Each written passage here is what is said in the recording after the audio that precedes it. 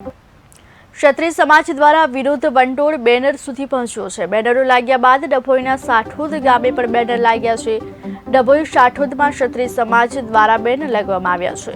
Parshottam રૂપાલાની ticket રદ ન થાય ત્યાં સુધી પ્રવેશબંધી ફરમાવવામાં આવી છે।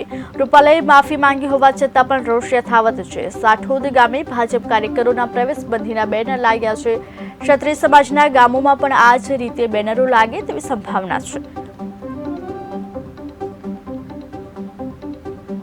રાજપૂત સમાજ એમના વિરુદ્ધ સખત શબ્દોમાં એમના નિવેદનને વખોડે છે અને આજરોજ અમે અમારા સમાજ તથા સાઠોદના સર્વ સમાજ ભેગા મળીને આજે સાઠોદના સ્ટેન્ડ ઉપર રૂપાલાનો બાયકોટનું એક સરસ પોસ્ટર મૂકવામાં આવ્યું છે।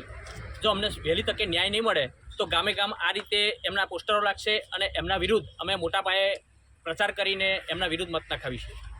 ભાજપ સરકારે જ્યારે વિકાસની વાતો કરે છે અને સબકા સાથ સબકા વિકાસ, ત્યારે રૂપાલાને એટલે કેન્દ્રમાં રાખીને આખા ગુજરાતના રાજપૂત સમાજ જ્યારે રોડ અને રસ્તા પર આવે છે ત્યારે એને કેમ ન્યાય નથી મળતો?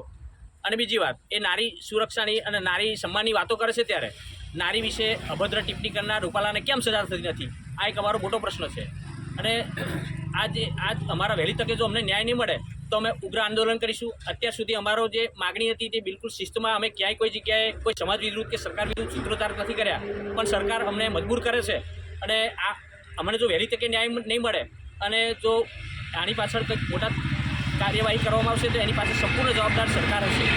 અમને વહેલી તકે ન્યાય જોઈએ। અમારી એક જ માગણી છે કે રૂપાલા